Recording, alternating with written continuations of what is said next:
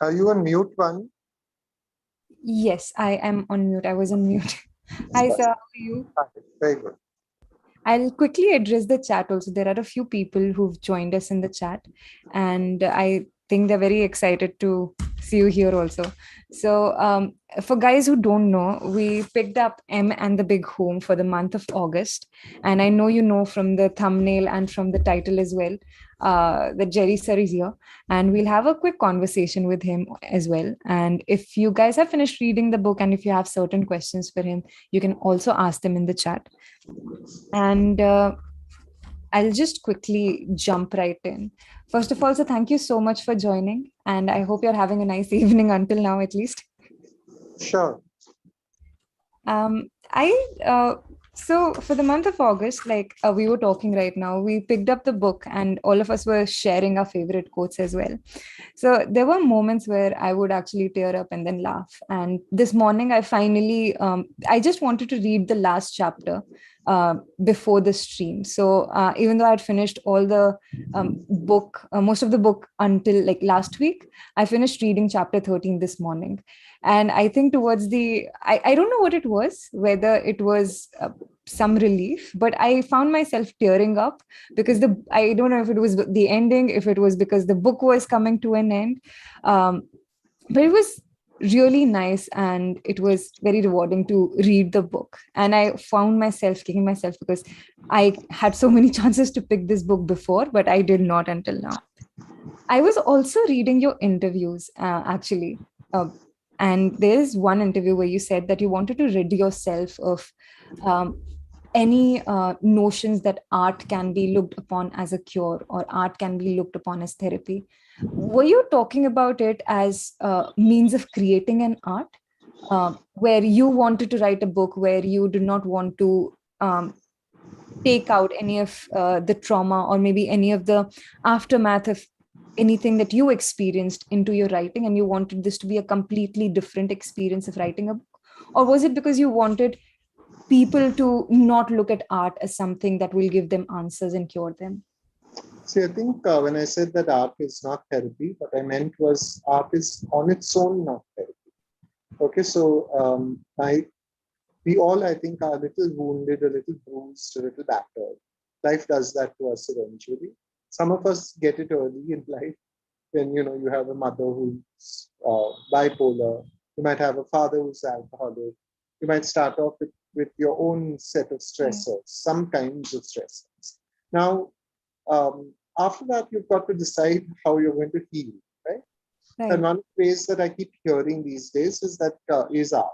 Like, I dance, I sing, I write, I paint, and all that is very good. It is very helpful and it is very healing, but it cannot be healing on its own. We can't put too much pressure on art. So you've got to decide when you want to heal that you've got to, one, live a fairly healthy and balanced life. Two, get enough sleep. Three, eat a good diet. Four, make sure that you're living the best life you can and you're making choices that are your choices, not other people's choices. We live in a nation where our parents make our choices most of the time, and that can leave us very unhappy, right? So some negotiation there might have to be done. Then, it's simply things like at times of deep gloom or sadness, trying to figure out whether this is just temporary or this needs addressing, which means you have to go and get some help. You have to go and get psychological help. Then what kind of psychological help you're supposed to be getting? I know people have spent a lot of money on magnetic healing and Reiki and stuff like that. And I'm not denying any of that. I'm not saying that that's not valuable, but you're going to have to try and figure out from the buffet of healing that is available, what is the combination that makes it good for you?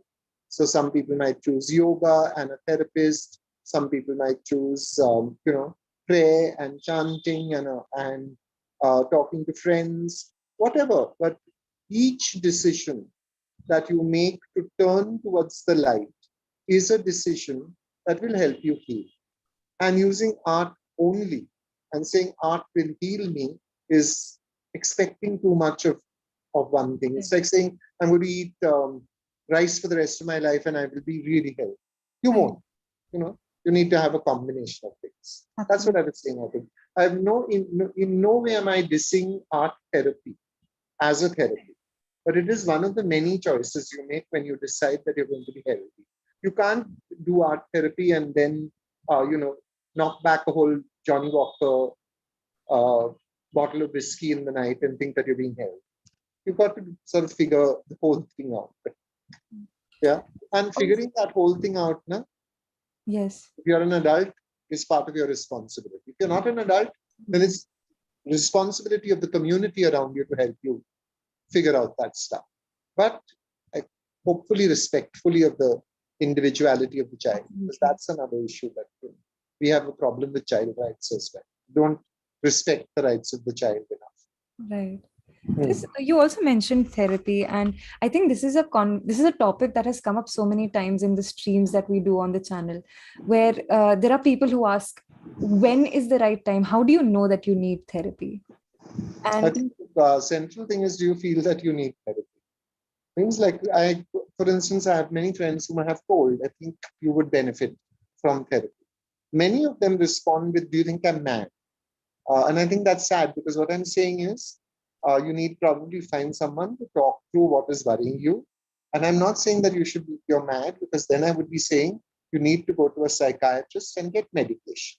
What I'm saying is, you seem to be in a bad place. And in that bad place, talking to someone who doesn't know you, who is paid not to judge you, who is paid not to advise you even, but is paid to just open a small series of windows to cast light into your darkness, to ask you some leading questions that might help you. Beware the therapist who advises you. So again, therapy as a label, okay, is not the answer. right. There is therapy and you together. Now, that means there are two parts to this equation. One is whether therapy works for you. And now you might meet a therapist and you might just say, no, she was terrible. She seemed cold and unfriendly. She didn't say anything. She gave me no advice. That's because that might be the therapist and you, the problem between the therapist and you. It might not be therapy. It might be the therapist. Now you've got to figure that out. Then you've got to figure out whether you're comfortable actually talking about yourself in a deep and meaningful way. And whether you're comfortable actually tackling the fact that most of the time, if there is a problem, we are also part of the problem. It's not that there is a problem outside us and we are sitting there being beautiful and wonderful. And if everyone just sorted themselves out, then I would be fine. You might also be part of that problem. To recognize that, and then to change that is the challenge. And then to keep it changed. Because many times, you do sensitivity trainings or whatever, and after a sensitivity training, you'll come back to work and you'll walk into work with a hi to everyone in a friendly manner. You'll say, how are you, in a friendly manner. You'll take time to talk to your colleagues as you've been trained to do. And then over the next few days, next couple of weeks, next couple of months, you're back to, hey guys, and you're walking through.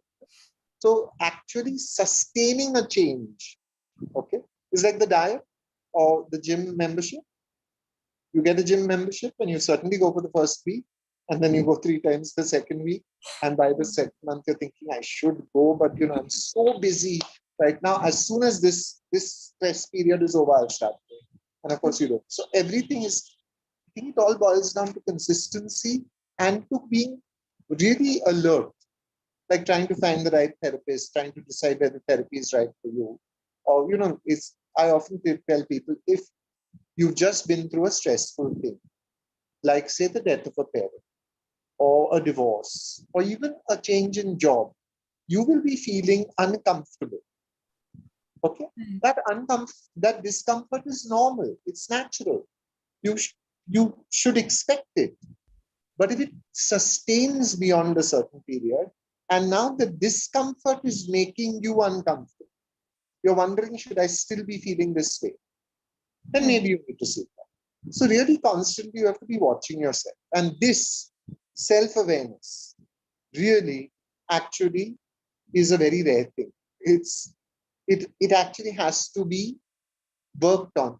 Gandhiji's My Experiments with Truth is a very good example of someone watching himself carefully. He's watching himself.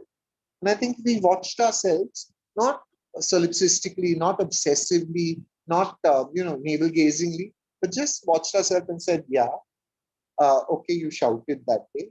Why did you shout? What was the reason? If we looked at even our negative stuff carefully, I think we'd all be helped a lot. But that's kind of like a choice that we have to make each time. Right. But I think it comes with practice as well. Once you start digging the roots, you eventually get used to it, and that eventually becomes nature. You also said that the book is 95% fact and 95% fiction. And there is this brief moment in the book where you talk about where the narrator actually goes to the mother's therapist and he's like, hey, will I go mad? How do I know when I go mad? And that was very interesting because I think everyone who I have spoken to, all of my close friends at least, everyone has had that notion like, hey, is there a possibility of me following the traits of somebody who was not doing so well in our family? And how have you, like, what has your experience been from that? From writing that part and then relating it to your real life, do you think like it is possible to grow out of it? See, if you look at that section also, that poor young man who's going to ask the therapist this question really wants an answer.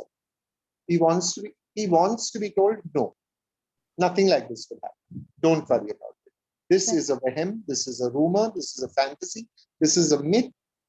No one inherits mental disease. And then he could have gone home happy.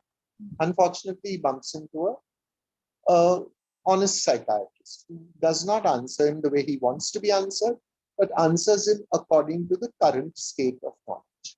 And the current state of knowledge is this: we don't know. Okay. It's just that we don't know. We have no idea why some people crack. We have no idea why some people have huge genetic loading. The mother is an alcoholic, father is bipolar, aunts and uncles are all, and they pull through and they manage fairly useful, productive lives without ever having breakdowns of any kind. Don't know, right? And now this negotiation with uncertainty is a good definition of life. Yes. You're just negotiating uncertainty. You don't know. I don't know whether tomorrow morning, some maddened nation is going to attack us with bombs. We don't know whether like some terrible cataclysmic weather event is on the horizon. We don't know if the stock market is going to collapse tomorrow morning. And we don't know also whether tomorrow morning someone will walk into our lives who will fill us with joy. Yes. Who will just completely change the way we look at the world. We don't know any of this. That's what actually, that curiosity may be what keeps us getting up in the morning to find out what is in this negotiation that life is going to throw at me today. Right. But so eventually you get to understand that not having the answer, right, is part of the beauty of life, the mystery of life. If there were easy answers, it's like that. No? Like, I mean, would it be nice if we knew exactly the day we were going to die?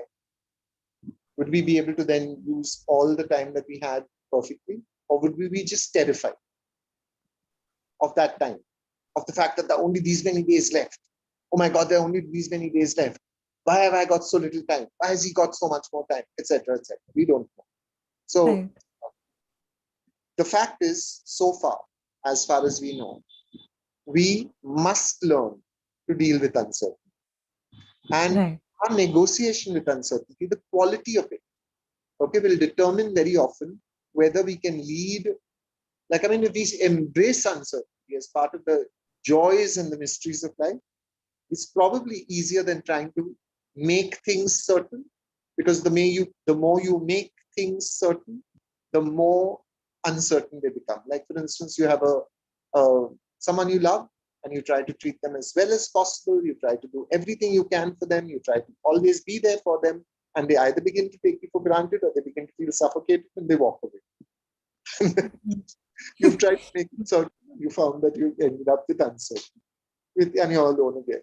Or, you try to maintain a balance, and they wanted more, they needed more, so they wanted it. It's just as simple as that. We don't know, we can only guess, we can only try, we can only struggle. And Right. the best way, therefore, is to look on this as the mystery and the joy of life. Right. Yeah? That's lovely. Yes. I will also, I think a few people have joined us here, so I'll just admit all of them, and I am pretty certain have something to say to you. So I'll just let them in.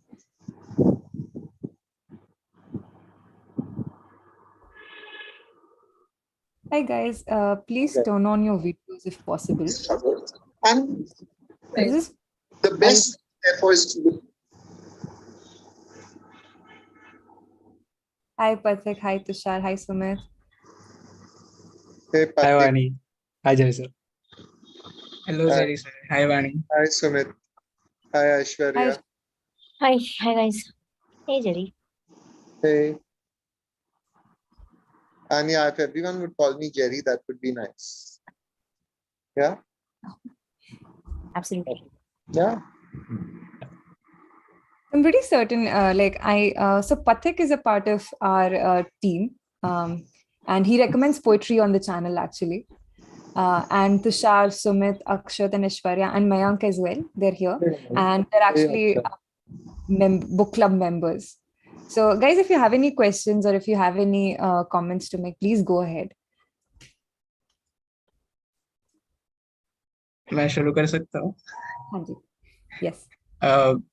Sir firstly तो आपको मैंने पहचाना, उसकी एक अलग journey रही है मेरे लिए कि मुझे ये नहीं पता था कि ये अंग्रेजी किताब है एक्चुअली, पर मैंने पहले पढ़ी थी मैंने मांडू नहीं देखा, और फिर जब मैंने देखा. पढ़ा? सॉरी सर, हिंदी में आपने पढ़ा? हाँ, जो स्वदेश दीपक जी का लिखा हुआ है. फिर मैंने देखा कि अच्छा, इसे अंग्रेजी में भी पिछले साल लाया गया है, और तब मैंने देखा कि किसने लिखा है. तब जाके मैं पहुंचा कि अब के आपकी एक और ये किताब है. वहां से मैंने पढ़नी शुरू की M and the big home उस वक्त. अभी और हिंदी में क्या आया है? अरे वाह, ये तो बड़ा. और होम साहब. अनुवाद इतना खास नहीं है, मुझे नहीं लगता है कि अनुवाद इतना खास है, लेकिन पढ़ने लायक. तो ये जब किताब मैंने पढ़ी फिर M and the big home, तो मुझे लगा कि ये तो बहुत ही सही बात हुई कि आपने मैंने मांडू नहीं देखा को ट्रांसलेट किया, क्योंकि वो जिस दर्जे की किताब थी और ये आपकी जिस तरीके का लेखन है, मुझे लगा कि वो बहुत सही, ऐसा जस्टिस हुआ है ट्रांसलेशन के साथ. और मस्जिद तक.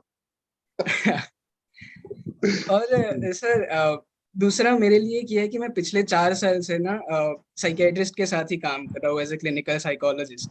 तो एक ये चीज आ जाती है कि फिर प्रोफेशनल वाले नजरिए से हमेशा इन चीजों को देखा जाता है. तो वहां भी इस किताब को पढ़ते हुए बहुत ऐसी एक तसल्ली मिली थी कि जितना कुछ जो जैसा लिखा गया है, वो बहुत कुछ ऐसा है कि जो हम रोज देखते हैं. ऐसा नहीं है कि जब, क्योंकि कैसा होता है कि कहानियों को जब हम साहित्य में या सिनेमा में ले जाते हैं, तो वहां से फिर या तो बहुत ग्रैंडियोज हो जाती है या फिर उसको कहीं ना कहीं नाटकीयता में बदल दिया जाता है. पर इस किताब को बहुत ही सहज रखा गया था, तो वो एक बहुत पसंदी वाली एक बात रही जो मैं हमेशा डॉक्टर से साइकोलॉजिस्ट को देता रहता हूँ इसके. तो सर मेरा एक सवाल था कि आपने एम के किरदार को लिखा और आपने स्वदेश दीपक जी को भी पूरी तरह से ऐसे पढ़ा और उसके बाद उनको भी आपने अंग्रेजी में लिखा. तो ऐसे कौन से डायमेंशन थे जहां दोनों एक साथ एक किसी जोन में आ रहे हो व्यक्ति के तौर पर, और ऐसी कौन सी बातें थी जहां एम और स्वदेश दीपक कहीं ना कहीं अलग आपको करने पड़े, क्योंकि आप एम को पहले लिख चुके थे, स्वदेश दीपक जी की कहानी बाद में लिख रहे थे, तो वो डिफरेंस करना जो एक बात थी, वो उसके अनुभव के बारे में सर आप बता सके तो. Pathik, I will try to answer in Hindi, लेकिन हिंदी सर में इंग्लिश भी प्रॉब्लम. चलेगा, इंग्लिश भी चलेगा. इंग्लिश भी चलेगा. Okay, thank you so much. I try very hard with Hindi, but you know स्त्रीलिंग पुलिंग में जरा गड़बड़ हो जाता है, क्योंकि अंग्रेजी में न्यूटर जेंडर होता है ना, तो कुर्सी तो एक है, लेकिन हिंदी में कुर्सी तो एक और स्त्रीलिंग शब्द है, and I can never remember which one is स्त्रीलिंग एंड व्हिच वन इज पुल्लिंग, एंड देन वो पीछे दिमाग के पीछे चल रहा है कि स्विलिंग है, पुलिंग है, what is it, where is it, की का, and I just lose track of everything because I'm thinking about that. Okay, see,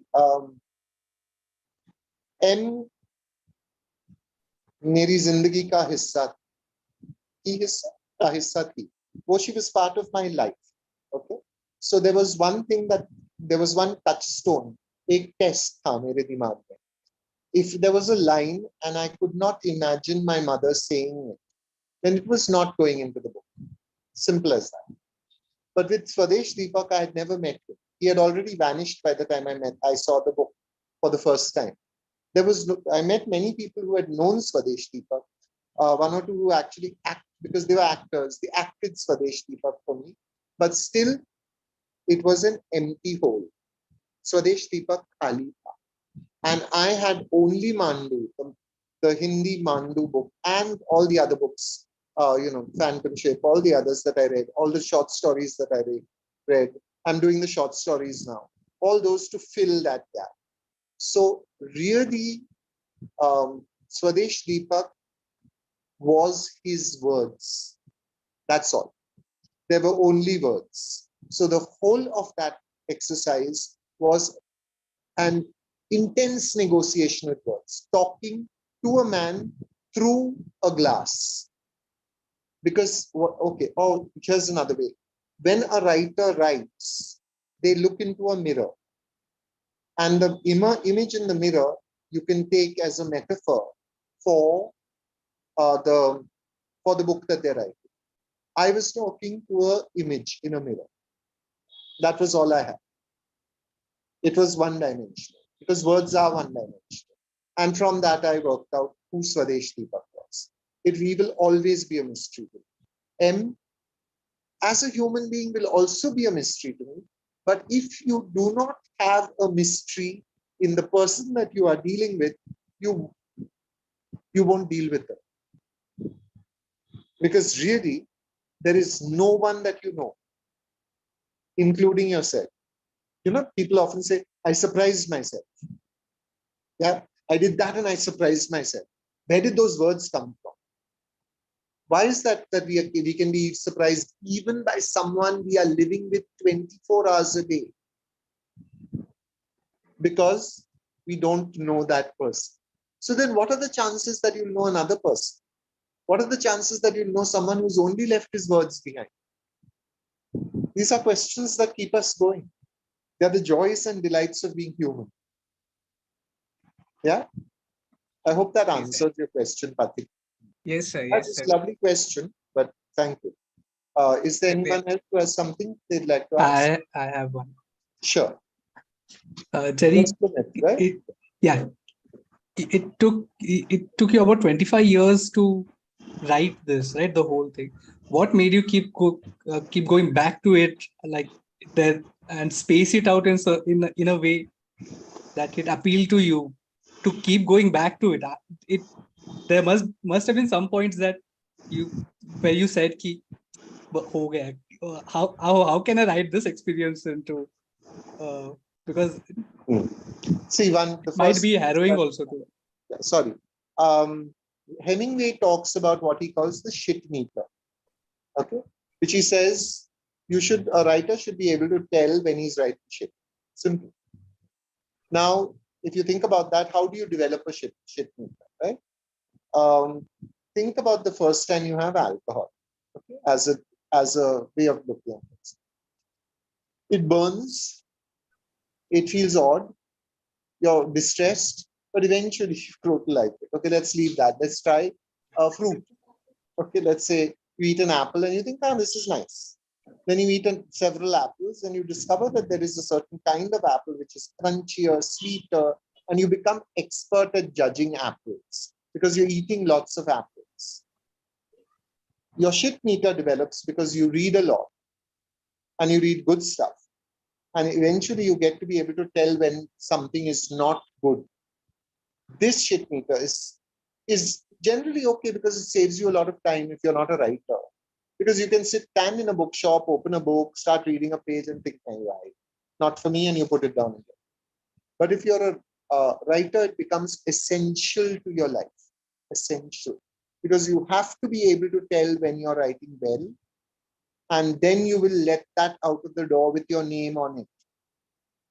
It's not going out of the door with my name on it if I don't think that this book will add to Jerry Pinto's value, his charm, his his image as a good writer. I'm not letting it out of the door. So for those 25 years, I would write this book and then wait a little while and read it and think, my God, no, I'm not sending this book out.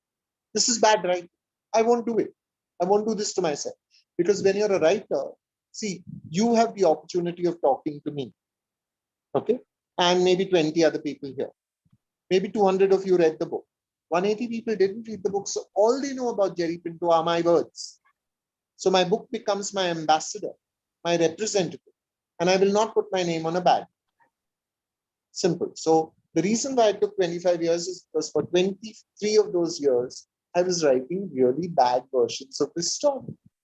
I was writing it badly. But that was my riyaz. When a classical singer every morning gets up and sings, it's not for an audience. It's to improve the sound of his voice or her voice or their voice inside his or her or their head. And then eventually, a certain point comes when there's some sense that I can take this voice out into the public sphere.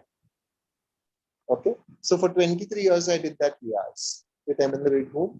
And then finally, I sent it out as a public performance. Yeah. Yes, thank you.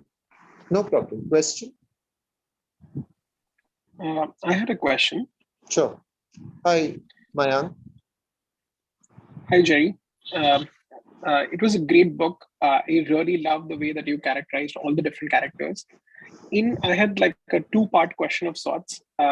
One was in particular about the big Hoom and how, like, whenever you talk about him, there was like a certain kind of serenity about it. And it seemed like the things that he did, there was like no rhyme or reason to it, but in his head or like to his senses, it made sense. So to speak, like he came to the city and just decided to stay there and just tried to, and then from having a reason, it just became a habit to him, which is also what I've noticed a lot in a lot of like the older generation. When they talk about their life, they just talk about something like, oh, I just went there and I did it because I wanted to do it. And like there is no constant feedback of like being aware of what they are doing or why they are doing it. Do you think now in the present generation, since there is a lot more awareness about why one does something or like so on, that and there are also more choices available to the younger generation, do you think that like they tend to be a bit more fickle, but they also have this amount of choice that they can do, and they don't just stick to one thing, but they can go from one thing to another? So that kind of serenity does not exist, even though it might be torturous at times, because it can lead to a lot of unjustness where like the people who are being this serene are not treated the most in the best manner, if that makes sense. I think, okay, Freud has a wonderful image for, about the ego, the superego and the id, right? So the id is just all the things that we want to do. It's our sex instinct and our violence instinct and our greed and whatnot. That's all there in the id. And the ego is the reality principle. The reality principle says, hey, boss, you have to find out whether the girl likes you. You can't jump on her like that. And the superego is your conscience, which sort of like judges whether you're doing it right or doing it wrong. Now, Freud says we actually decide everything on the basis of what we want to do. And then the reality principle's job is simply to say, this was the correct thing to do. So he gives this image, beautiful image of a carriage with two maddened horses which are running away.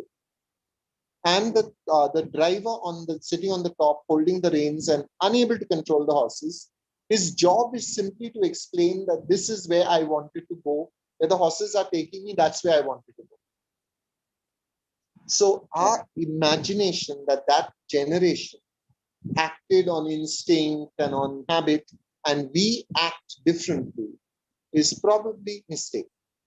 when you, Mayank, are going to have to explain your life choices to a young child, to your child 20 years from now, you're probably going to sound as strange and inconsistent as the earlier generation. Because that child, that future child, future young person, is judging you from their cultural construct, from their time and moment in space. And they are saying, this doesn't compute. I would not behave like that. And since I don't behave like that, you must be wrong. It's as simple as that. Or you are not telling me the truth. Or you are saying this, you are imagining this, right? Like to think of Gandhiji, for instance, just saying one day to his wife, you're not going to have sex anymore. And his wife accepting that. To a feminist today, it is like, oh my God, how could he unilaterally do that? And then, expect her to just accept his decision. Perhaps she was relieved. Perhaps she didn't want, she was just like, oh gosh, no more pregnancies anymore. At any rate, there's enough children in this house. Who knows? We don't have a record of her responses. So when we don't have a record of those responses, we imagine the responses based on our cultural context. Always a mistake. Always a mistake, right? Like for instance, young people these days spend a huge amount of money, it seems to me, on coffee, right? You'll go to, say, coffee shops where a coffee costs about $200. And then the same young people will say to me, books are very expensive. I say, no. Coffee is very expensive. You can get a Nescafe sachet for 2 rupees. Hot water practically free. Sugar another 2 rupees and make coffee for yourself at 4 rupees and take that 200 rupees out and buy a book. Even if it's an expensive book, if you don't drink 3 cups of coffee, you've got $600 to buy. But you want to drink coffee in a coffee shop for the ambience, for the style of it, for the sitting around of it, all that is acceptable to me. But it is still expensive coffee. But you never say that the barista is expensive, but you say books are expensive. Your choices are making books expensive. Your choices. You can cover your body with a dress from the street at $300, or you can go to Zara and spend $3,000. I don't see it as wrong going out and buying brands, but you must own your choices. You own your choices. I always say audit every day. How much did I spend on my brain? How much today did I invest in my brain? And the answer will shock you how little we invest in our brain in terms of time or money or even effort. People say this book is difficult. I say yes, but reading a difficult book is probably good exercise for your brain. Have you tried thinking about it that way? That this may be something that you need to be doing just as much as you should be going to the gym and working out or doing yoga or whatever. Do you think you should be exercising your brain as well or not? If not, I got no issues. Again, it's choices. Choices are fine. I'm really not involved in other people's choices. I'm very into freedom. Your freedom as well as mine. Right? So I would not expect you to walk into my house and tell me what to do with my day. I won't walk into your house and tell you what to do with your day. But I'm saying you are the product of your choices. Live with that. Tough shit. Okay, last question then. All right. I'll take one. Sure. If you don't mind. All right. Jerry, there's a line from your book that I can't get out of my mind, that refuses to, get out of my mind. It's, I lost faith as an hourglass loses sand. I just have to tell you how beautifully, how well written that is. Now, the thing with that is, you say that there was no breaking moment, right? And if you think as from the perspective of a caregiver, what do you think can help you what would have helped protect a person in such a situation? I mean, what are the, I don't know if there are tools, mechanisms, because you don't want to give up on the person. You are losing your faith. You are in a, but you are ultimately harming yourself in a way. It is causing damage, of course. So do you think there are, I mean, what are your thoughts about it? Any? See, I think, the caregiver, luckily, I think now is beginning to, some attention is being paid to the caregiver. Earlier, the caregiver was only treated in two ways. One is they were the evil person who was harming that person and, treats her so badly, or she treats him so badly, or they treat, no one said they in those days, but, they did the bad. And the other side, they were angels. She looks after him so nicely, so well. She's so wonderful. She's so patient. And neither of these was true. The evil person was just being honest. Just being saying, bad, what is this? And all the time you do this, and just acting it all out. And the angel was probably concealing a lot of rage. Right? So we are both angel and devil in that moment. Okay. And that there is no way, no way to explain why some people just get, daddy and mummy and brother and sister who are all like perfectly all right and sweet and civil, and some of us just get what we get. It's nothing to explain that. That finally, I think maybe when you die and if there is a God, then you can demand an answer. Okay, and I don't know what would be a satisfying or satisfactory answer to that. So, if as a caregiver, you have a moment when things are really bleak and you are really disheartened and sad, because very often the caregiver is the person who gets the worst of it, right? So you're there all the time, and therefore there's an anger that they are dependent on you. There is almost like they blame you for everything that happens. The only way you can move out of that is empathy and compassion. Compassion because their suffering is greater than yours. Otherwise, you wouldn't be the caregiver. You'd be the one who's looked out. And empathy meaning, I don't know how I would behave if I was in this situation. The third one is, and also very importantly, is to have empathy and compassion for yourself. Because very often in the night, something that you said in the course of the day will come back to haunt you. Something that you did will come back to disturb you. And that is the moment when you must choose to say to yourself, yes, I screwed that up. All right. That was bad. That was not right to do. But I know it was not right, and I can choose not to do it again because I've seen this has happened. The next day you may do it again. Again, you will have to exercise compassion and empathy and say, yes, I won't do it again. And each time that you do that to yourself, you create a warm space for it. See, we can't rely on other people, okay? Anybody else. But we have us. You always have you. Now, you must learn to be your best friend and say to yourself, yeah, okay, not good. Shouldn't have been that. Huh? Tomorrow, let's try that. Okay, and we can just go and tomorrow, first thing, I'll go and say sorry, and I'll take all the shit that goes with it saying sorry. You get past it, and at least I'll have said it, and I'll move on. And I won't say sorry as in, okay, sorry, huh? I'll say, I'm really sorry. I'm sorry I did that. I'm sorry I said that. I'm really sorry I said that. Yes. And I won't explain. I'll just say, I'm really sorry.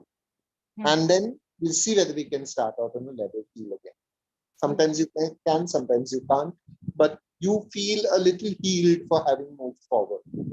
This always constantly in your head is, how do I feel empathy for the person I'm caring for? How do I feel empathy for myself? Both these are really important in that situation. And if you have a good friend who will take you out for a cup of coffee, if you can have someone who comes over and laughs and jokes with you, learn to enjoy it without guilt. All right. Thank you so much, sir. Yeah. Thank you, Jerry. Okay. One last question and then I'm off. Yeah. So I had a... Yeah, sure. Is that sure? Yeah, that's sure. So I really like the way you like from a writer's perspective, you were showing and not telling. And like there is a line where you say, she put out 4 cups, I took one away, and she wept silently. After that, so how do you develop this like ability to, like, I guess the iterations you spoke about, but how do you really, like, as a writer, think about this, like, more was it conscious choices, or like do you Okay, write stuff? Tushar, at one point in my life, I needed to earn money. Okay, just quite frankly, I was in my real life. My father died before my mother. My mother was left, and I was looking after my mother. And so I had to earn 700 rupees a day at least for her care, and the rest of it was for the house. So I learned to write an article every day. Every day I wrote one. Okay. And I think in some ways that was my 10,000 hours of writing. Because I started writing at 21 when my father died. And I wrote till the age of 40. From 21 to 40, that's 19 years of an article every day as training to write M&A. So I wish I were a genius, but I think I've just done a lot of hard work. And that hard work, a little karmically, I think I was given this little reward karmically by finding that I wrote M&A Hoom by mistake. I sometimes read the book and think, hey, not bad, yeah, Jerry. किसने लिखा यार? इतना अच्छा कौन लिखता है? So I think, no, don't say that also, because own it. You did right, and you're proud of it. That's good. Love it. Enjoy it. People say nice things. Take that compliment.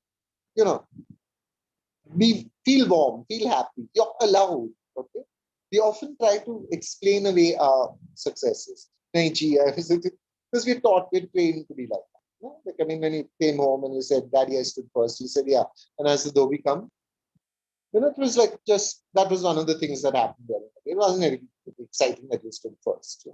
It's that kind of dismissal of things. But anyway, I think when I'm teaching at Sophia, at SCM, Social Communications Media Department, where I've taught for 35 years now, I always say, like, you have a choice. You have a choice to be mediocre, and you have a choice to be excellent. If you're making a choice to be excellent, make it today and start your 10,000 hours or whatever you want to and become excellent. But understand this, do the math. 10,000 hours at 2 hours a day. If you're only giving 2 hours a day to your passion, is how many years? Tushar, karle maths? I need to use a calculator. Yeah, divide 10,000 by 2 into 365 on the computer. Calculator pick, or I'm not expecting you to do it. Yeah, that's like 13 15 to 20 years.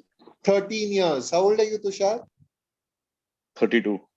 So you want to be to 45 when you get to excellence, to extraordinary excellence? No, you want it quicker. That's the problem. We want it quicker. But that's the 10,000 hours you put in. That's what going back to that riyaz, remember the classical musicians' riyaz? Get up in the morning and sing for 4 hours. Brahma Muhuratam, 4 o'clock in the morning, get up and sing till 8. Then go to work. To get up at 4 in the morning means you have to sleep at 10 in the night, which means no staying up and playing on Facebook and social media and whatnot. 10 o'clock, put out the lights, go to sleep, get up at 4, sing for 4 hours. At the end of 10 years' time, you're ready to take it on. You're ready to take it on.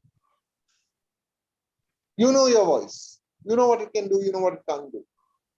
You'll take it on. But that consistency and commitment and everydayness is the ordinary sweat work, the grunge work of genius. Now, whether you want to do that or not, okay, all the very best to all of you in whatever you want to do. I hope that you will have happiness and you will have excellence and that you will enjoy reading and feeding your brain with books, with good books. Thank you so much, sir. Thank you so much, Rani. Thank Okay, Thank do you you, put Jerry. this into the public sphere? Sorry, sir? This Yes, I'll this share the public, link with you. is it going to be Yes. made public? Yes. It's actually public right now. It's streaming live. I'll just share the link with you also. Okay. Thank you, sir. Thank you so much, sir. Have a good Okay. evening. Bye. There was a lot of gyan in this conversation, for which I apologize. Remember, gyan that is given to you free is as valuable as the amount of money you pay for it. Okay. Chalo. See you. Sir. Bye. Thank you, sir. Yeah. Hi, guys. I'm really sorry, Akshat. I think, yeah. But we'll make up for it. We'll start with you. What was your favorite part in the book, actually? I absolutely enjoyed listening to Jerry. He's such a superhuman. I mean, boy, So eloquent this also, right? time, yeah, exactly. It's like he's so self-made, and it's not like greatness was thrust upon him, or like it was, he was born. He just built himself up, and that amount of suffering that he went through, it just shows, and that has so much immense power. Wow, I'm just blown away right now. I watched a conference or a book reading by him today before joining, and it was 2.5 hours long. I was start karte hai, dekhte hai.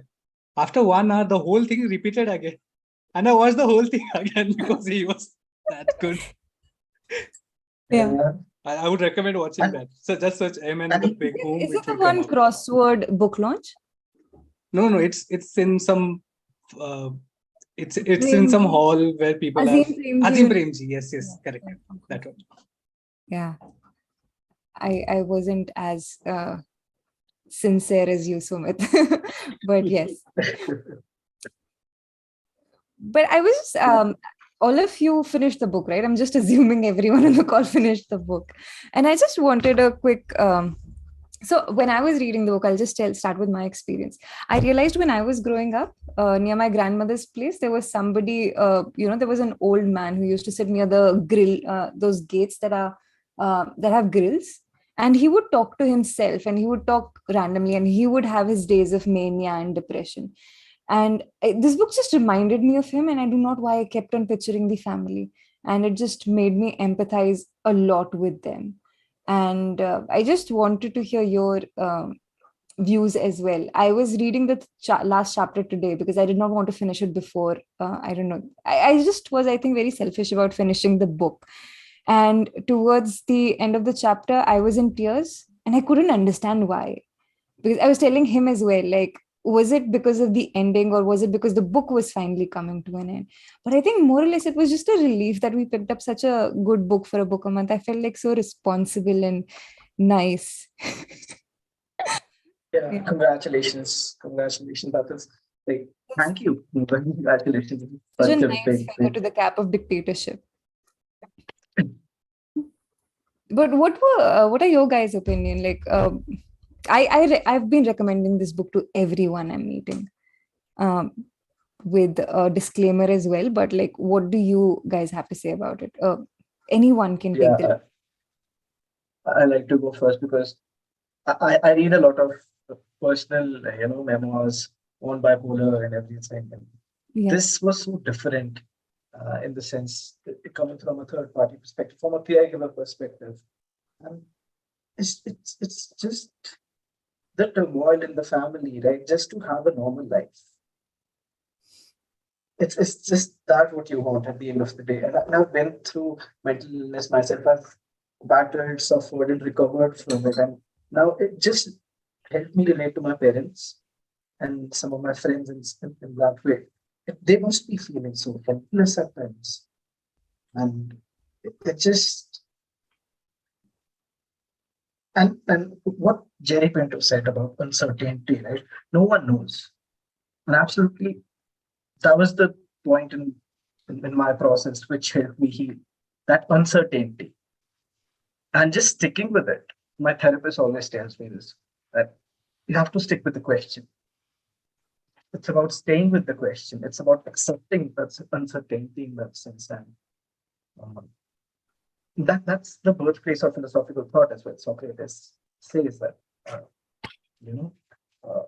all that I know is that I don't know. I think that I related to that so much. And yeah, beautiful perspective. What about you, Tushar? I know you finished it very soon. I think you finished it early on in the month itself, I think.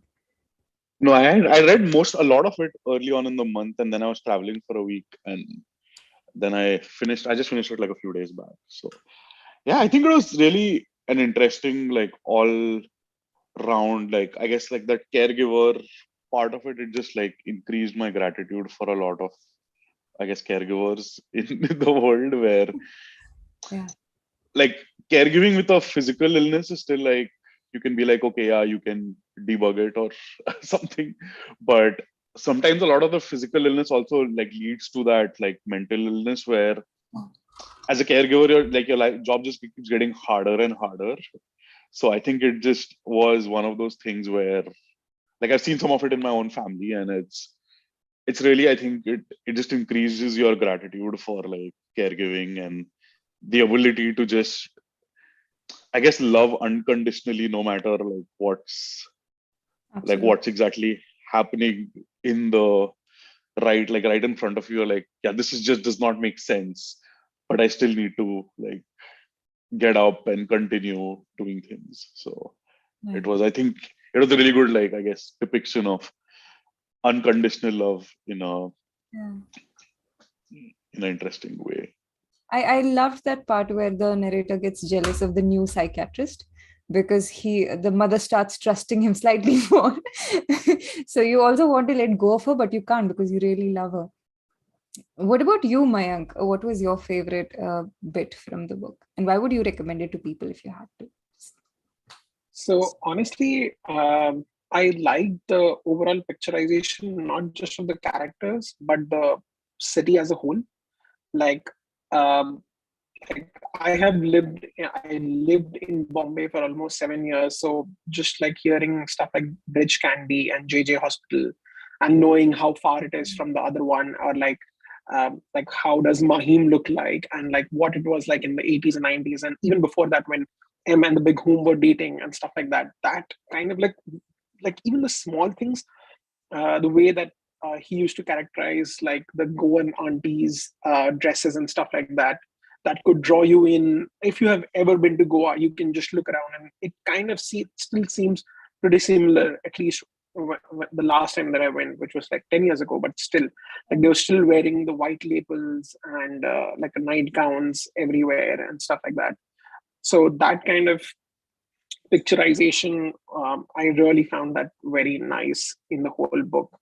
In terms of like the whole family dynamics, it still, I struggle to relate with it that much because of like I have never experienced someone. Although like now it also makes me more aware of where I might have seen signs of people going through some kind of either mania or depression, in terms of that, which is generally just ignored in the Indian context, where people just don't pay attention that okay, they'll be fine, where and then how it can affect the whole family just because of and that dynamic. So that's definitely there. On the other end, like I would have definitely liked to have a little bit more perspective. So from Susan's side, like his sister's side, on like what she felt, because that to me felt missing. I like Big Hoom, even though he was a man of less words, there were a lot of things said about him, like uh, even through his letters or just like the conversation that happened about his life and how he uh, got to become an engineer and stuff like that. There was some context to it. So I would have definitely liked to have a little bit more about Susan, so that it was although like I mean in some sense like not having that also puts it in perspective from the way it was written, because uh, like the author wanted to just find out what was going on in M's mind at the end of the time, either whether it was selfishly trying to find out whether it'll happen to him or just unselfishly trying to uh, figure out what that darkness meant. So yeah. Nice. And what about you, Aishwarya? Yeah, I just wanted to I mean, दो तीन चीजें हैं. I'm sorry to Yeah. interrupt. I really liked your No, question. no. No, actually, I was coming back to that only, that what Mayank was talking about. तो ये book kind of reminded me of two things. एक तो है कि the entire specific situation that M is talking about. Sorry, the character is talking about in this book that we're discussing. We're looking at M, we're looking at the entire family dynamics, the thing they are struggling with. But जो मुझे, I mean, what I could also relate to was in each and every of our houses, we've got our grandmoms, our granddads, some person who is not physically well or something has happened, and you see there's an entire generation of people across India who are tirelessly helping everybody in their family. You know, it'll be your mom who's taking care of your entire, so they are caregivers. They are actually experiencing a lot of things that they will never dream about talking with you, right? So it kind of is very important to empathize with them as well. They will get frustrated, right? So it's not really related. It's not out there in this book, but it is kind of, kind of relatable and reminded me of that. That's one aspect of it. The other thing is, the writing of this book, I know there have been so many times where I've just read a line, I've just shut the book and I've been, pondering about it. I've got this thing highlighted. Love is never enough. Madness is enough. It is complete, sufficient unto itself. I mean, I just read this, then I reread this, then I started thinking about this, and then I closed. Something similar happened. I think I was reading a bit in the book and I was in tears, and through the flight, like a crazy person, I was crying with no reason to cry. I mean, कोई देख रहा होगा तो सोचेगा कौन पागल जा रहा है फ्लाइट में रोते हुए. But it was like that. It happened a lot. There were a lot of triggers in this book, just so. I always just use pencil to underline. For the first time, I think after years, I've used a highlighter as well because I loved it so much. I did not know how to express my love for the lines. Yeah, this needs to stick. Yeah, this needs to stick. And one of the lines was, love is never enough. Madness is enough. And that part until dark tower again. What I really liked was also this line which comes in later. I did not know. I did not underline because I thought, what if somebody borrows my book and then they're like, why is he highlighted this part? But it goes like, you can cry in public as long as you do not sob. Tears are transparent and walking fast. If the sun's too strong, nobody notices. Sobs intrude. They push their way into people's consciousness. They feel duty bound to ask what has happened. And I cried silently all the way to the undertaker.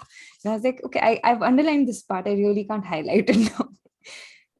But that was that. What about you, Sumit? There's a lot of humor in this book as well. I think it's unfair to tell people that heavy trigger, if we give someone a heavy trigger warning about this book, and they expect a dour book. It's not a dour book at all. It's funny in places. Very light. You'll be crying and you snort because of funny sentence. Exactly. You sometimes get conscious because you're like, hey, but we're talking about something else. I don't want to be able to laugh. The dark humor element in the decorum. Yes. But that's, I think, credit to the way it's written. Yeah. So real, so lived in. There's funny punning happening in the middle. And she's not apologizing for the punning of AUD odd, Audrey wala odd and odd. So I worked on the pun. I want to show that I worked on the pun. Yeah. There was also this. What about you, Pathik? What were because I know you're a student of psychology also. तो वही ऐसे दो तीन चीजें हैं, पर शुरू करते हैं जो सुमित ने अभी कहा ना, वही बात कि क्योंकि मैं ना काफी समय से मतलब ऐसे एवरीडे वो क्लिनिक में जाता रहता हूँ, तो एक पॉइंट आता है जब ये थोड़ा ऐसे गिल्टी भी लगता है, बट कभी कभी ना ऐसा होता है कि आप बहुत न्यूट्रलाइज हो जाते हो. मतलब रोज पेशेंट आते हैं, रोज बात होती है. तो पहले ऐसा होता था कि रोज शाम को लौटते वक्त ना एक बहुत ही कि अरे इनके साथ कैसा हो रहा है, क्या चल रहा है, पर अब नहीं होता. तो मतलब ऐसा अब अफेक्टेड नहीं फील कर सकते, अब वो न्यूट्रल हो गया है. लेकिन कहीं ना कहीं ये किताब मेरे लिए इसलिए वर्क की क्योंकि इसका जो राइटिंग था वो बहुत ज्यादा ही एक क्रिएटिव तरीके से था. तो मेरे लिए ऐसा नहीं था कि मैं कोई केस स्टडी पढ़ रहा हूँ, उसको मैं सही मायने में ऐसे साहित्य की तरह ही पढ़ा, वैसे ही मैंने उसे देखा. और दूसरी बात, एम के अलावा के जो तीन कैरेक्टर थे उसमें मैं ज्यादा ऐसे इंटरेस्टेड रहा। और क्योंकि किताब का टाइटल भी है ना, M and the big home, तो ये किताब उतनी बिग होम के बारे में भी है। और मुझे वो बहुत पसंद आया, क्योंकि हमेशा क्या होता है, कोई भी ऐसे व्यक्ति के साथ, कोई भी पेशेंट हो या कोई भी ऐसा जो ये एक्सपीरियंस कर रहे हैं, उनके साथ वालों की असर जो है वो सबसे ज्यादा मैटर करती है, कि वो किन लोगों के साथ रहते हैं और कौन सी चीजें है। तो इसलिए मुझे वो बहुत सही लगा था कि बिग होम का जो किरदार है वो कितना जरूरी है लोगों के जीवन में भी, और जिस तरीके से किताब में उससे कितनी डिटेल के साथ लिखा है वो। और बाकी पढ़ते वक्त मेरे लिए ये चीजें बहुत मतलब पर्सनल लेवल पे ऐसी थी कि जैसे ईसीटी का एक्सपीरियंस होता, तो मैंने जब पहली ईसीटी जब कंडक्ट करी थी वो, या फिर ये सब जब जब एक एक पेशेंट के साथ रहने वाले, जब वो एक चैप्टर है डिस्गस्टिंग बिच वाला, कि जहाँ पे लोग कितने फ्रस्ट्रेट हो जाते हैं, तो इन चीजों के साथ कैसे डील करते हैं, तो ये सारे अचानक ऐसे पूरे ना वो प्रोफेशनल मोमेंट्स ऐसे रिलीव करने लगते हैं आप। तो ये किताब इसलिए हमेशा मेरे साथ रहती है, मतलब हमेशा मेरे दिमाग में रहती है। मैं पेशेंट के अगर साथ होता हो तो रेफरेंस ऐसे आ जाते कि हाँ ये इसके जैसा है ऐसा। तो इसलिए मुझे ये किताब बहुत खास लगी कि इवन मेरी रोजमर्रा का ये जीवन यही है, फिर भी ये स्टैंड आउट पार्ट है, मतलब ऐसे फिर भी वो एक जनरल नहीं हो रहा है कि हाँ यही तो रोज का हिस्सा है ऐसा। तो इसलिए बहुत खास किताब है मेरे लिए ये। Nice. Does anyone Yeah, want? this is, Yeah. yeah, I just want to tell, like, I just want to say to Patrick, this is so nice to see mental health professionals actually delving into literature and other writings, because it is such a holistic process. It is not just one dimensional. It is, this is something bola Jerry sir ne, कि it is not just science or doctors. It can be art, and it is not one size fits all. It is just so beautiful to see mental health professionals also coming into these kind of communities, uh, and I've experienced that over the past 5 6 years when I've dealt with different kinds of mental health professionals for my healing and recovery. That I gain a lot from the artistic people. So my therapist is very artistic, and even healing in that sense is a very creative and artistic process. And it's not just one dimension. I'm just so happy, and I really encourage more mental health professionals, clinical psychologists to just have these other dimensions also, just to implement yourself to science. Nice. That's lovely. There's a rounding off of characters also, right? The characters feel complete in a sense, and M's character is with relation to M only. Like nobody's उनका अलग सा spin off story चल नहीं रहा. Everyone has a side character in M's story. That's how I see it. And even when she says something that's so biting and so harsh, you're like, क्या लिखा है यार ये? How is this so real? When she says to the kids that you are my 2 dividends, don't forget that. Like a normal mother would stop at that. But then she goes on to say, what an investment, my life. It's so harsh. It cuts you so much. Yeah. That has its. What are you taking away? Sorry.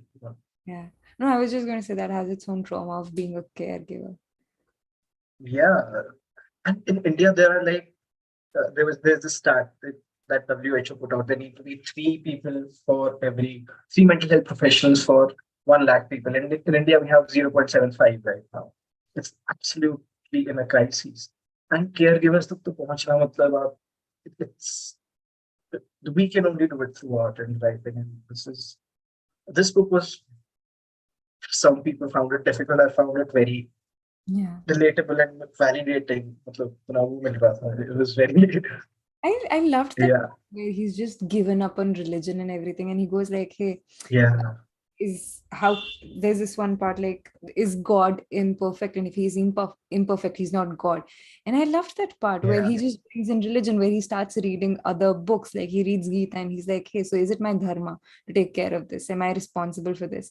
And then he finds up reasons, but then he also feels conscious and he feels guilty, and this struggle of feeling guilty and not feeling guilty and wanting to work more because you don't want to do it, but then you are also responsible for dealing with it. It's such among other things, it's portrayed. I think it's the finest portrayal of caregivers that I've ever come across. And unconditional love, which Tushar pointed out, I think was so important. That point of it helping you build that skill of unconditional love. Right.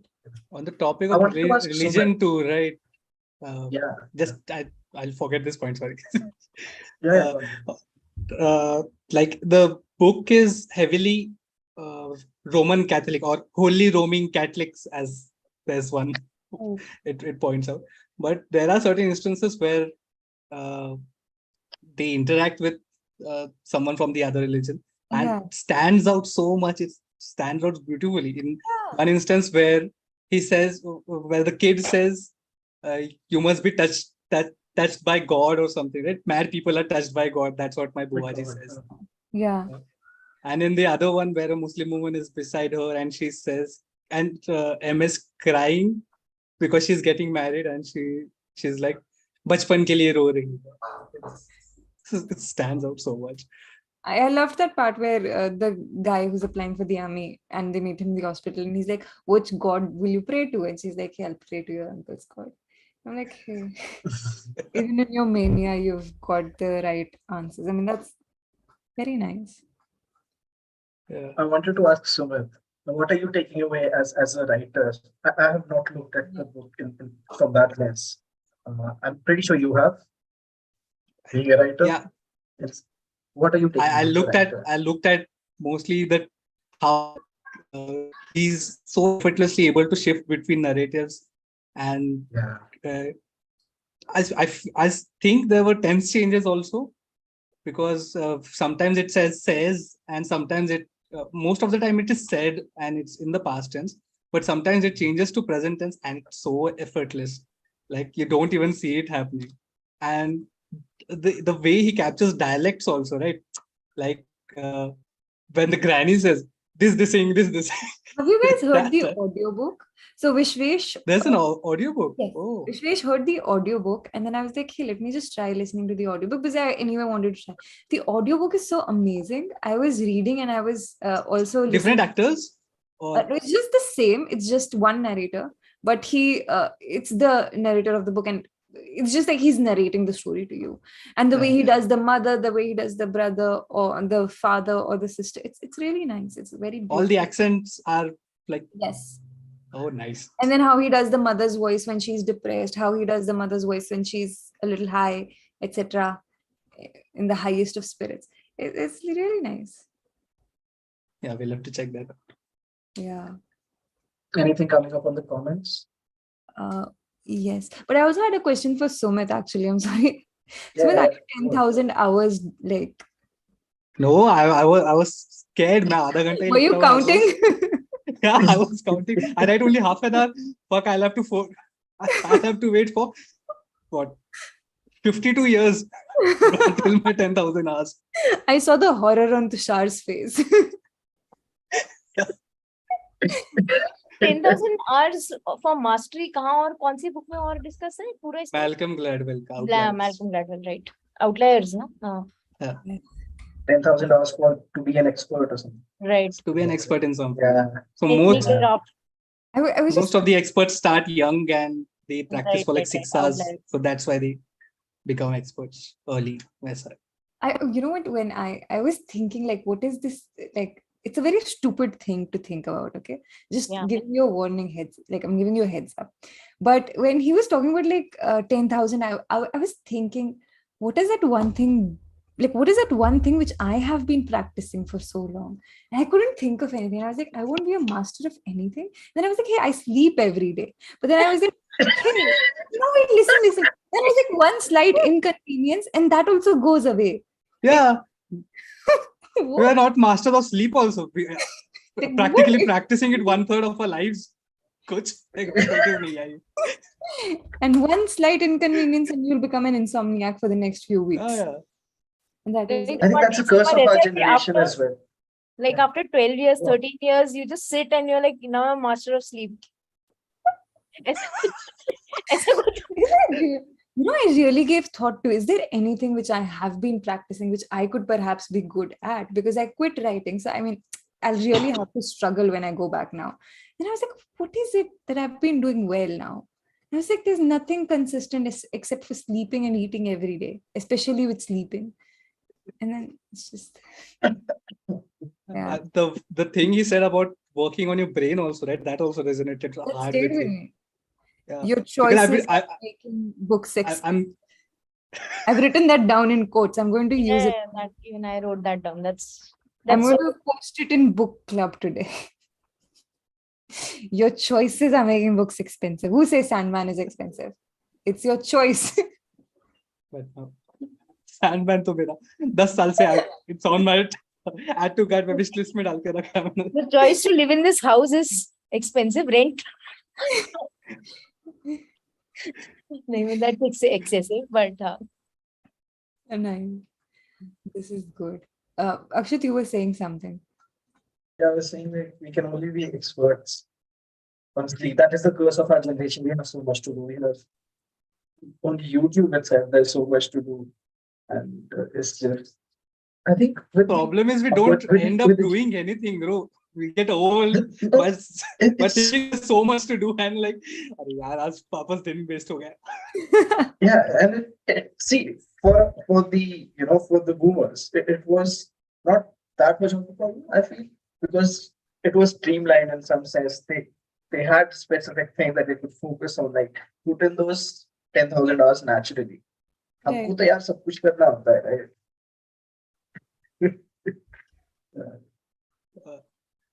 Yeah. Diljit has also done listened to he had heard I think he finished the book using the audiobook only. It was narrated well, but I was disappointed in the pronunciation of Desi words. BD was BD, and yeah. Like Hindi words were. I think like now that I was listening to Jerry Pinto, I'm curious who narrated the audiobook for him in the Big Hoom. I'll just quickly. Back to the topic of 10,000 hours. After 10,000 hours or whatever, I mean, 23 years, I mean, the question that you were talking about, Sumit, the time that it took to get the book out, I was reading somewhere, probably on Wikipedia, the first draft of that book, that was like 7,50,000 or 7 lakh something pages. It was 3 times the size of pages. तो बहुत हो गए. Many words थे शायद, because it was 3 times the size of War and Peace. Wow. The first draft. Wow. So, there's no way you can condense karna is also condensed into such. It's a small book also, right? 250 words only. That is why it hits also, because it is not pages. like a 400-page book where it's just going on and thing. Yeah. It is very short. It's and small, precise, and it hits. Yeah. Yes. What do you think, like, Aishwarya, do you think it's just being in that state of flow and you don't think about 10,000 hours that time? What do you guys think? What do you like? So, with becoming an expert in doing something takes 10,000 hours. I'm pretty sure these people don't think about a target like 10,000. It just happens as a result of just being in the flow. It becomes second nature. The riyaz becomes second nature to them. So I don't think they actively think about, like, of course. When someone wants to become an expert at something, they work at it every day, right? And every day feels like another step. They don't look at the end of the 10,000 hours or becoming an expert as the goal.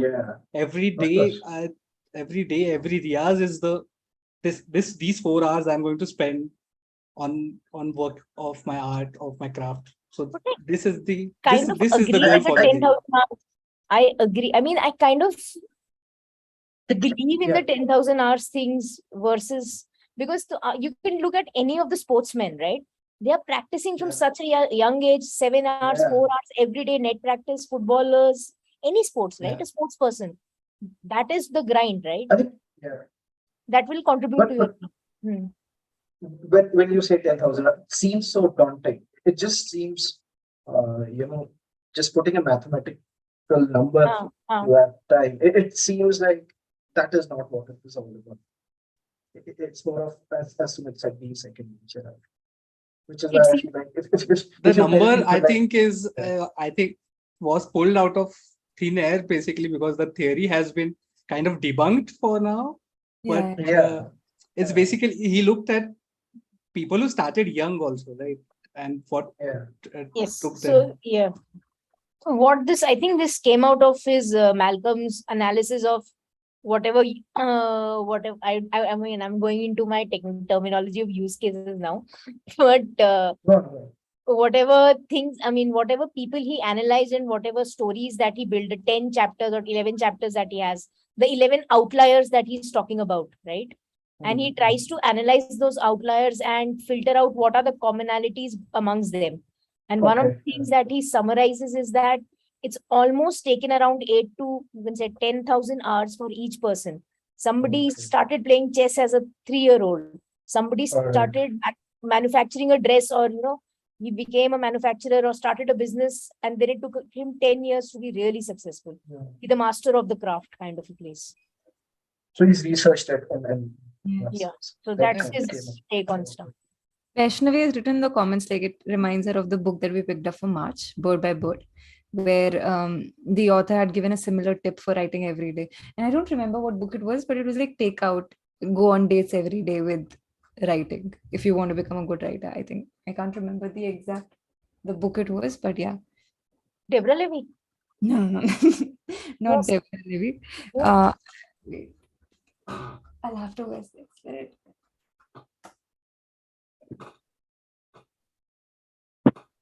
Vani's screen became blurry as soon as she It wrote that. was a poetry handbook by Mary Oliver. Yeah. Like, Also, the whole premise was like Romeo and Juliet did not just Okay. become such a great couple only because of one date. They had to meet each other every day on a precise time. And like, it's just like a relationship, right? You show up when you've promised the other person that you'll show up. There'll be a give and take, and you should be ready for that. So yes. yeah, it just hit me when you said you were being very modest. You built this channel up, you've worked on it consistently. Like it's not just been, just sleeping that you've been doing regularly. Absolutely. Akshat is earning brownie Yeah. points for the last stream. He's Thanks, making up for the last stream. I'm making up for the last time. Yeah. Why, Definitely, Samraj, you do not like praising me or what? No. I'm completely for Team Like Vani. how I can Samraj go the Akshat other way is as right. well. I can easily. I can. Wait. Let me make the two of you fight. Akshat is like, hey, Subhit is like, hey, Akshat is invited. See? Yeah, I'm happy to hang out with Akshat. Apan dono, let's break out with some baat kar. I know, but that's just amazing, guys. I like how nobody is curious to know what the book for next month is. Why do you like that? Huh? Why do you Can we like guess? Yeah, please. Don't have you to guess. Yeah, please Picture of don't give Dorian the Gray. right book. Like last time Piyu guessed the right book. Vani's face. ऐसा गिर गया. I'm not going to take any chances. I'll just reveal it because Hints. Come on. Hint. Yeah, hint. Give us a hint. Hint. Is it Picture of Dorian Gray? I'll tell you the right book in the chat box. Just don't say that book. Because every time I give a very stupid hint, and despite that people pick it up. So I don't want to give the hint.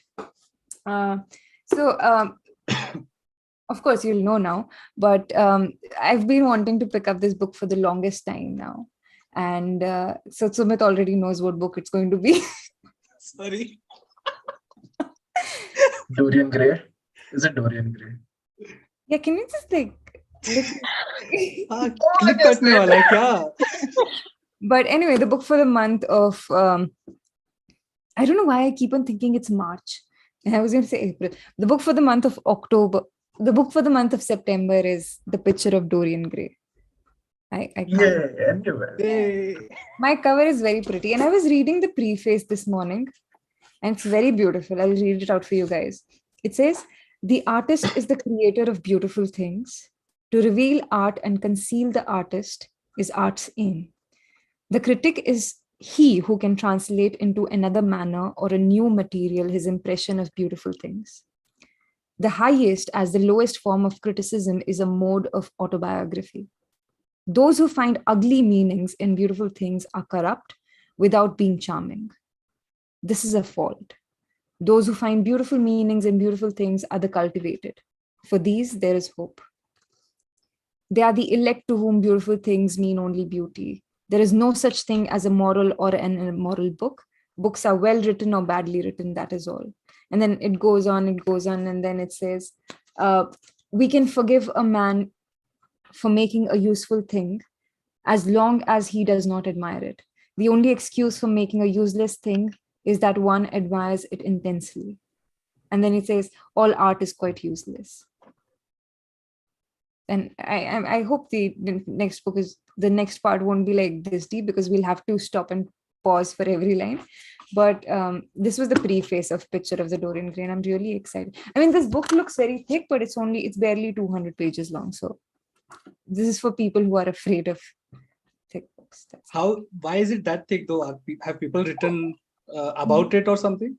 Yes, there is acknowledgements, introduction, chronology, further reading, or note on text. Achha. Then you have the novel, and then you have selected contemporary reviews of the Picture of Dorian Gray, introduction to the first Penguin Classics edition by Peter Ackroyd. So and then there are notes. It's very thick. It's a beautiful copy though. I like when a book has all of these things, right? So you can just skip past them. And read them. I finally looked at the bookmark also that I got with it. This is how it looks. Nice. And it reads, "The purpose of literature is to turn blood into ink." This is a quote by T.S. Eliot. So I'm very excited to read this book.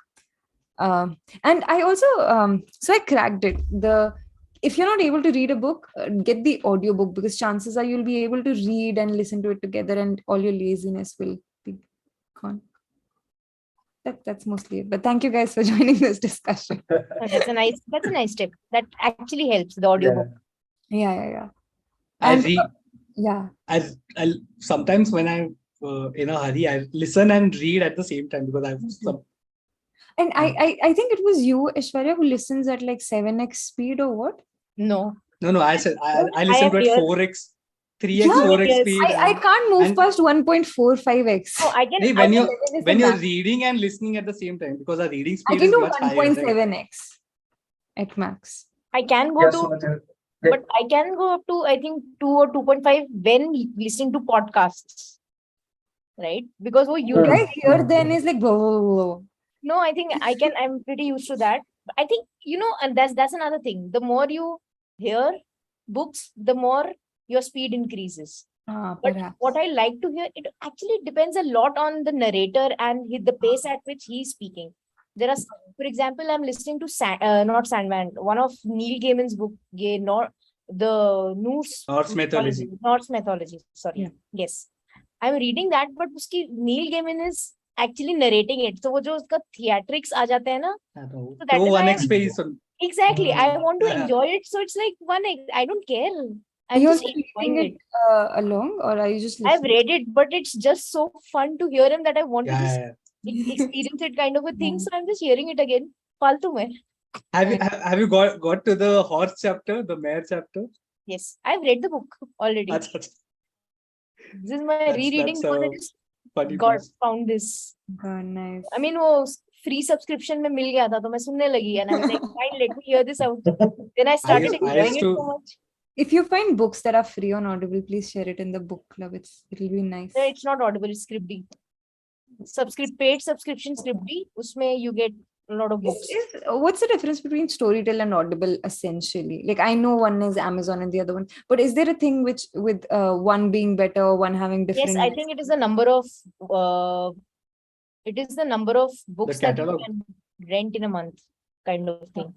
And are the narrators also different on both platforms? I have not used Storytel, so I'm not so sure. What I have used is Scribd free subscription. You get a 3-month free subscription, initial thing you get, right? So I was just testing it out. So I've got that account, and in Scribd also there are a lot of audiobooks. So right now that's what I'm using. So that is like almost a 3-month free voucher that I got. And for 3 months, I can listen to any number of books that I want to read, whatever I want to, kind of a thing. Got it. So but nice. I'm pretty sure that Audible has 1 credit a month. Yeah. and storytell does not have that limit. Okay. Akshat just commented in the chat, I can't listen to fiction for the love of God. Yeah.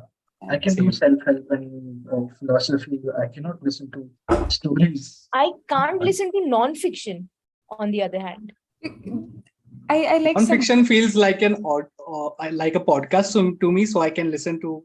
Yeah, But fiction, kabhi I drift off and I forget ki kahan pe. I like the kya drama and flair in narration. So I really enjoyed him in The Big Hoom. I remember when I was trying to pick up Naval Ravikant's book, what's it called?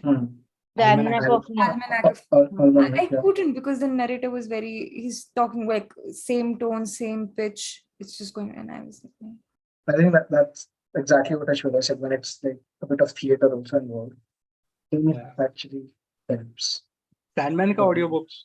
It's like a theater experience. Actually, Vishwesh recommended it. Neil Gaiman ka, whenever you come across an audiobook, just hear it. Yeah, I just hear it. That is why Ocean I at the end of the actually lane. It was based on Vishwesh's. Vishwesh is my go-to person for audiobooks. No, absolutely. Graveyard book is so beautifully narrated by him. Nice. With fiction, it's just that I have to imagine a story and everything, and I want to be in control of the pace. I want to, imagine and take pauses, and that's just stuff. Pause. Listen to an audio. I have a joke, but I'm not going to say it on the live stream. Censored. Send it on the WhatsApp group. Yeah, I send it on the WhatsApp group. But this is nice. Leave it before. Someone also pointed out this a few days ago how many groups we've created for ABAM. I'm in every ABAM group. It is in every group. So what we're going to do now is like whatever group we create, I'll request everyone to leave, and then I'll stay in the group, and then I'll add new people after changing the title at the end of next month. I'll just stay. Even then you can share the joke as well. Save you the trouble of adding me back. Yes. Thank you, Sumit. But this was. Where are you from, Aishwarya? Are you also from the Pune gang? Pune Mafia. One thing I did not like about this book, there's a mention what is this? Pune is not a city. Come to Bombay. I was like, yeah. I remember reading that part in the morning, and I was like, hey, should I send a picture in the Pune Mafia group or should I not? But then I was like, on the good side of Pune Mafia. They are the majority after all. Yeah, but that's up. Pathik, आप भी कुछ बोलो यार. परेशान है हमसे. अरे नहीं सुनना पसंद है मुझे. Pathik's voice I would listen to at 1x speed. Like. पर हाँ, ये चीज मुझे काफी सही लगी थी. हमारी मतलब हम लोग जब ऐड हुए उससे पहले सर बात कर रहे थे ना, आपने क्वेश्चन पूछा था वाणी कि वो जब वो एज ए लेखक जब वो लिख रहे थे वो बात, और फिर एक जब आप कुछ एक्सप्रेस करने के लिए लिखते हैं वो आर्ट थेरेपी वाला एक पार्ट आया था वो. तो मेरे लिए पर्सनली ये बड़ा एक डिलेमा वाला जोन है, क्योंकि मैं लिटरेचर में भी उतना ज्यादा शुरू से इन्वॉल्व रहा था, तो एक लेखक वाली इमेज क्या होती है वो मुझे ऐसे सोचना पसंद होता था. और फिर इसमें जब मैंने देखा कि हाँ आर्ट थेरेपी भी है, लोग ऐसे एक्सप्रेस करते हैं, तो फिर वहां से एक बड़ा इंटरेस्टिंग जोन खुलता है, ऐसा डायमेंशन खुलता है कि जो लोग क्रिएटिव भी मतलब ऐसे है कि जो इस लिख के पसंद करते हैं कि मुझे लिखते रहना है, पब्लिश करना है, और जो लोग एट द सेम टाइम या फिर कभी ना कभी थेरेपी में भी इस जरिए को इस्तेमाल करते हैं, तो उन दोनों को डिफरेंशिएट करना कितना इम्पोर्टेंट हो जाता है एज एन आर्टिस्ट. तो वो एक बड़ा ऐसा जोन है जिसके बारे में बहुत सोचा जा सकता है, बहुत बात की जा सकती है. तो सर ने भी बहुत अच्छी तरीके से उसे एड्रेस किया था. तो वो एक पार्ट मुझे बहुत पसंद आया था, तो उसके बारे में मैं उस वक्त भी सोच रहा था काफी. तो ये एक ऐसी चीज थी जो expressive arts is amazingly powerful. It's amazing. I would listen to this stream again, not our part. और दूसरी पार्ट एक ये है कि जैसे मैंने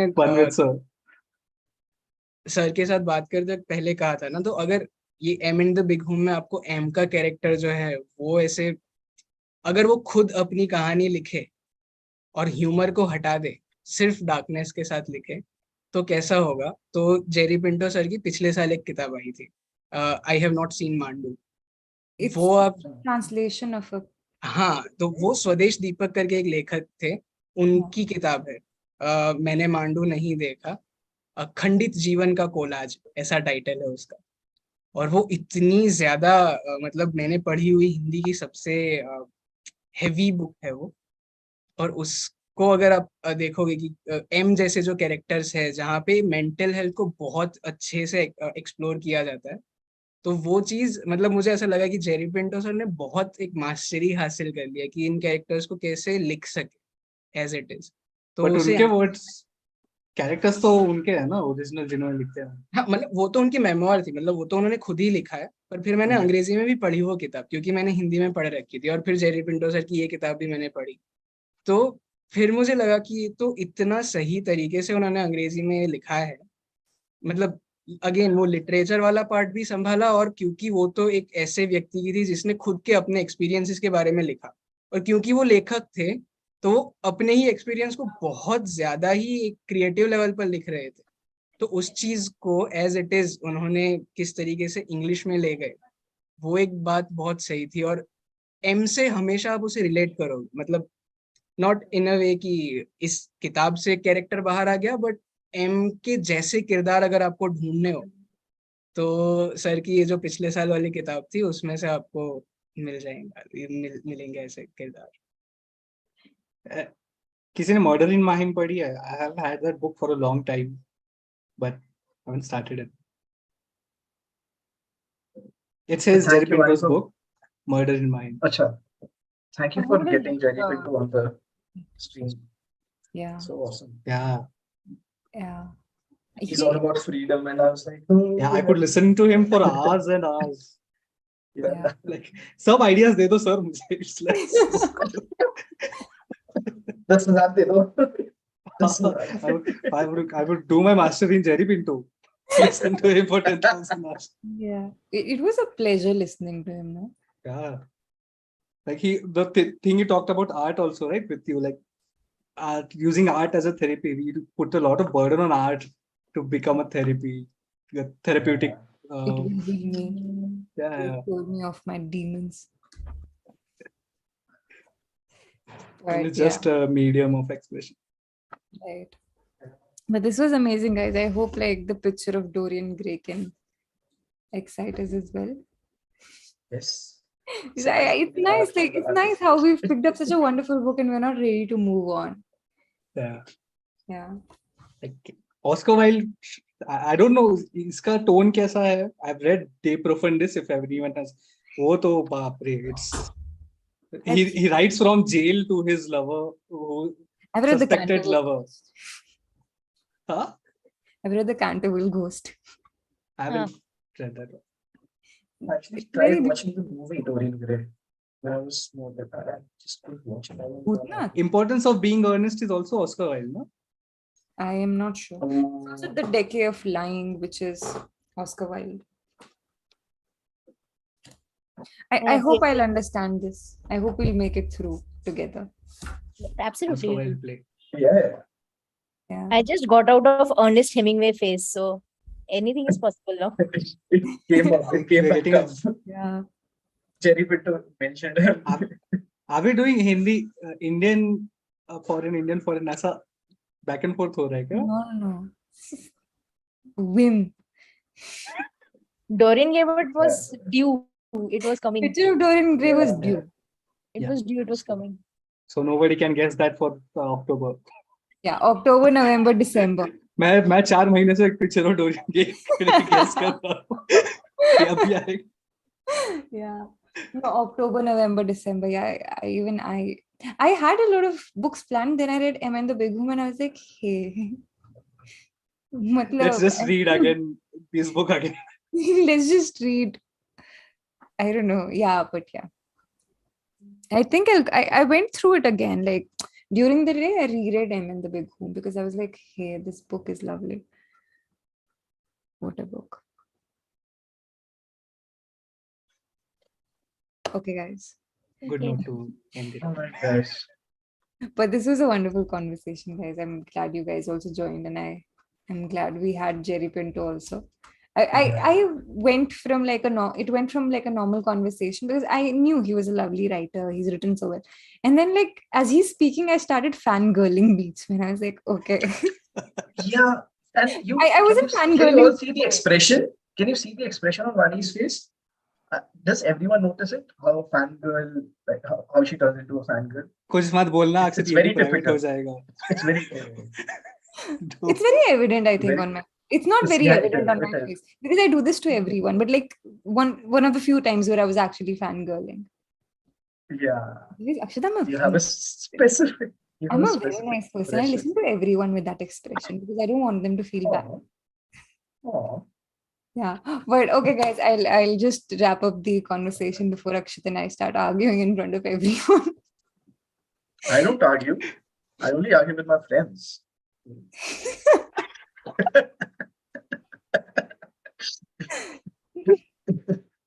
Okay. Okay. Guys, thank you so much for joining and for everyone who's still watching us. I'll end the stream now. Bye, guys. Bye.